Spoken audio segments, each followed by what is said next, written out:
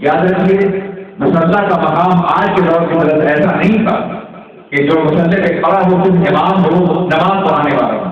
اس زمانے میں دین اور دنیا کی تقسیم نہیں تھی. مصلی پہ وہی کھڑا ہوتا تھا جو امامت کا مستحق جس کو اللہ کے رسول نے اپنی حیاتی سے گواہی میں اپنا نائب مقرر فرمایا, امامت کا مقرر نمبر دیا. ان کے بارے میں آج اختلاف اہل سنت کریں یہ بات نہیں آتی ہے.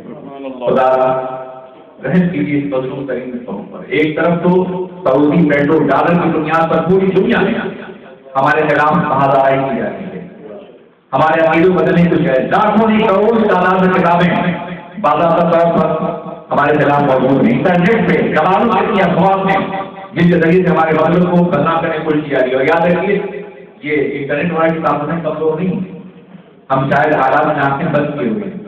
آپ سمجھتے ہیں فکر میں کسی کو بولنے کی اجازت نہیں تھی حکومت کے خلاف. یہ ممکن نہیں تھا کہ حکومت کے خلاف کوئی لفظ دل کھولے. طلبا جاتے ہم کو پریشان کیا جاتا.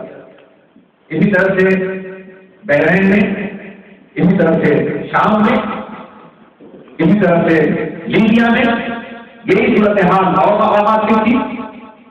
لیکن آپ نے دیکھا کہ انٹرنیٹ کی خاموش صلاحیتوں نے اتنا بڑا انقلاب کر دیا. تو اگر انٹرنیٹ کے فتنے سے اور انٹرنیٹ سے اتنی بڑی حکومت کا پھر اٹھتے جا رہے ہیں, تو پھر اگر ہم نے حالات سے جائزہ نہیں لیا اور صحیح طور پہ حالات کا مقابلہ کرنے والے نوجوان تیار نہیں کیے تو پھر ہمارے مسئلے کا کیا ہوگا. اس لیے خدا جو حقیقی مسائل ہیں ہمارے سامنے, جو بنیادی مسائل ہیں, ان پہ امت مسلمہ بھرپور زور دے.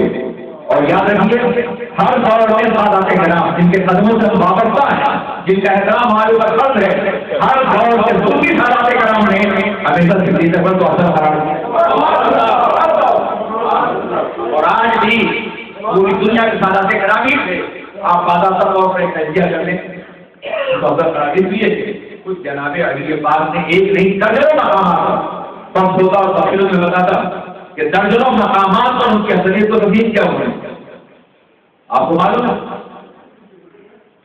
بارگاہ علی میں, ان کی کچہری میں, ان کے کورٹ میں, ان کے حضور میں جو بیٹھے ہوئے جنگل جمل اور تسلیم کی باتیں چل رہی ہیں, تو ایک صاحب کہتے ہیں کہ حضور بالا آپ کے زمانے میں بڑی جنگیں ہوئی, ابو بکر و عمر کے زمانے میں تو نہیں ہوئی تھی. جانتے ہو کیا جواب دیا؟ تو مولا کائنات حضور ظاہر غالب نبی کے فرماتے ہیں ان کے زمانے میں جنگیں اس لیے نہیں ہوئی, فتنے اس لیے نہیں ہوئے کہ ان کے وزیر ہم تھے, اور آج اس لیے ہو رہے کہ ہمارے وزیر تو دادا کہیں مولا کائنات کو حضرت صدیق کے وزیر ہونے پر فخر کرتے ہوئے نظر آئے, ہمارے معروف کے وزیر ہونے سے فخر کرتے ہوئے نظر آئے. اور آج انہی کے دعوی کے خلاف, ان کے فیصلوں کے خلاف اگر کوئی بات کرے تو اس سے مولا کائنات کی روح کو خوشی نہیں ہوگی, یقیناً تکلیف ہوگی. اور ایک ایسا طبقہ جو گمبد کی 1400 سال سے ہمارا مد مقابل ہے, اس طبقے کو تقویت پہنچے گی. اس لیے خدا کوئی کے ناموں میں اور اس طرح کی باتوں سے گریز کریں جس سے شیعوں کو, رافضیوں کو تقویت پہنچے.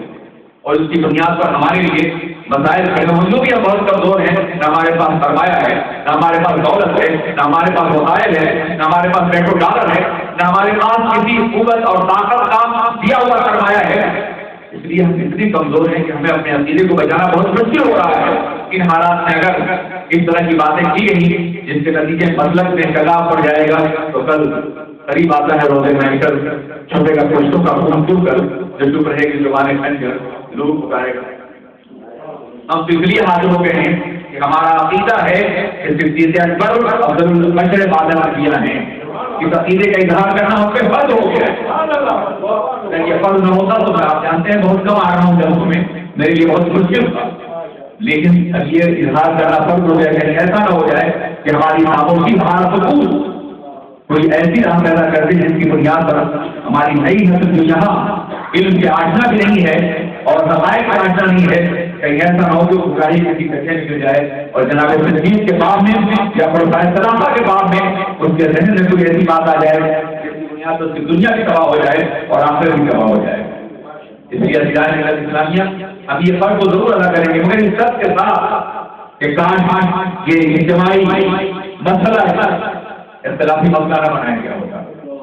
اجماع کے بارے میں یہ کہا جاتا ہے کہ اجماع نہیں ہے، تو میں کہنا چاہتا ہوں کسی بھی طور میں کسی ایک فرد کا اختلاف جمہور کے اجماعی مسئلے کے اختلاف کی بنیاد پر اجماع کو توڑتا ہوا کوئی ایسا مسئلہ نہیں ہے جس میں کبھی کسی ایک فرد نے اختلاف نہ کیا ہو، مگر اجماع ہوتا ہے. امت کی اکثریت اگر اس بات متفق ہو گئی ہے تو اجماع کا نام دیا جائے. سواد اعظم کی سوا اور سواد اعظم اسی پر ہے کہ دن پر سب سے افضل ہیں، سب سے بزرگ ہیں اور سب سے برتر ہیں. انبیاء کے بعد ان سے بڑا کوئی نہیں ہے اور ان سے بڑا کوئی ہو سکتا ہے. یہ ایک اجماعی عقیدہ ہے، ہمارے خطبوں کا حصہ ہے، ہماری تہذیب کا حصہ ہے، ہمارے کلچر کا حصہ ہے، ہماری روایات کا حصہ ہے. اس قدر عام ہے یہ مسئلہ کہ ان سے آج جب کوئی سنتا ہے تو حیرت ہوتی ہے کہ آج سننے میں کوئی اثر پڑتا ہے جناب صدیق کا ذکر قائم نہ ہو. آج لوگ متنجر ہیں، حیرتوں میں ڈوبے ہوئے، وہ اس بات کو ماننے کے لیے تیار ہیں. یقین نہیں آ رہا ہے کہ سنیت کا دعویٰ کرنے والا بھی کوئی پر ایسا ہو سکتا ہے جناب صدیق ہے. بلکہ بعد میں یہ بات رکھتا یہ ذہن رکھتا ہوں میرے ساتھیوں، بہت عظیم انسان، عظیم تر انسان، اتنا احسان ہے ملت اسلامیہ کے اوپر کہ صبح قیامت تک مسلمانوں میں ہر فرد کی گردن قیامت تک جھکی رہے گی ان کی بات. آپ اندازہ فرماتے ہیں، خود ارشاد فرماتے ہیں کہ اللہ کے رسول ارشاد فرماتے ہیں، آقائے دو جہاں رحمت عالم تاجدار مدینہ جو خود اللہ کا احسان ہے ساری کائنات پر، وہ ارشاد فرماتے ہیں کہ دنیا میں میں نے ہر شخص کا احسان کا بدلہ لیا، مگر ایک ذات ایسی ہے جس کے احسان کا بدلہ قیامت میں اللہ پر فرمائے اور لوگ آپ اندازہ فرمائیں جس کے احسان کے ممنون وہ ذات آپ سے جن کی مخلوق پوری کائنات ہے کتنے عظیم ہوں گے اور کتنے بزرگ ہوں گے. میرے عزیز ساتھیوں، جناب صدیق رضی اللہ تعالیٰ عنہ نے اللہ کے رسول تاجدار عالم صلی اللہ علیہ وسلم کی حفاظت کا جو ادا کیا ہے وہ آپ کی نگاہوں کے سامنے. آپ جانتے ہیں کہ پوری زندگی کوئی ایسا مقام نہیں ہے درد اور اضطراب کا جہاں جناب صدیق نے رسول پاک کے نام کا اپنی جان قربان کرنے کا کی کوشش نہ بتائی. یہ اور بات ہے کہ رسول کی عنایات میں ان کی جان نے وقت بھی ہوئی، عید اور جان سے انہوں قربان کیے تاکہ ہمیں سزا کی کا ماحول ہے. اللہ کے رسول بھیجارے میں دشمن حملہ کرنا چاہتے ہیں، دین کو تو کر گر جاتے ہیں، برداشت کر سارے تک خود برداشت کرتے ہیں یہاں تک کہ پورا جسم لہو لہان ہو جاتا ہے اور آپ کو وہاں جو لوگ گھر لے آتے ہیں بے ہوش ہے آپ، اور جب ہوش آتا ہے تو سب سے پہلے پوچھتے ہیں میرے آقا کیسے ہیں، اور جب معلوم ہو جاتا ہے کہ وہ ٹھیک ہیں تو اس کے بعد آپ کو تسلی ہوتی ہے کہ مجھے اپنے رسم کی بہار کی کوئی پرواہ نہیں. عزیزان ملت اسلامیہ آپ اندازہ فرمائیں اور غور کریں دس کون ایسی منزل اس طرح کا ایسا مقام ہے جہاں جناب صدیق اکبر آپ کی مکمل معیت میں نہ ہو اور باضابطہ آپ کے اس پیپر بنے ہوئے نظر نہ آئے. وہ ذات جو پوری کائنات کے لیے آزاد یعنی جو پیپر ہے ان کے اطمینان کا پیپر جناب صدیق اکبر کی ذات نظر آتی ہے. آپ اندازہ فرمائیں میرے عزیز ساتھیوں، وہ لمحہ کتنا عجیب ہوگا. حضرت نے کہا ہے کہ جناب صدیق نے جناب علی پاک نے اپنی ہی زبان کی رسول پاک پر جناب صدیق نے اپنی جان قربان کی. یہ اور بات ہے کہ نماز کے لیے جناب علی مرتضیٰ نے اپنی ہی قربان کی، اپنی نماز قربان کی نماز کے لیے، اور پھر اللہ کے رسول نے سورج لوٹا کر کے انہیں نماز کا موقع عطا فرمایا اور جان قربان کی جناب صدیق نے تو اپنے والدین سے انہیں پھر حیات نہ فرمائی، جان بھی لوٹا دی، سورج بھی لوٹا دیا، لیکن دونوں نے اپنے اپنے مقام پر قربانی جناب مولا کائنات کی دی.